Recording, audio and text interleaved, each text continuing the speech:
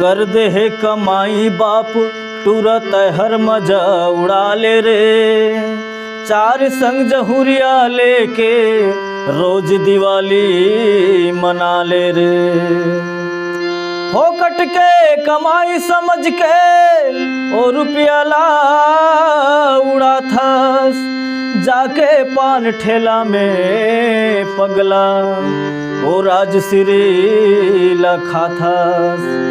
करू लागे न कस्सा संगी नहीं लागेगा मीठा, पेट भरे न भूख मिटावे और मुँहा लागे जुच्छा।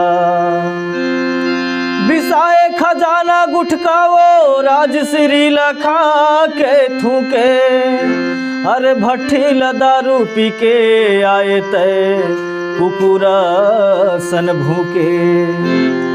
देख के तुर चाल चलन ला हो जाता हैरानी गा, गली गली मामा बाप ला करत हंसते बदनामी गा। एक रे से तीतोला कई थो भाई मान जाता है मोर बात, अरे सत्संगत में ध्यान लगा ले हो जाही तोर कल्याण।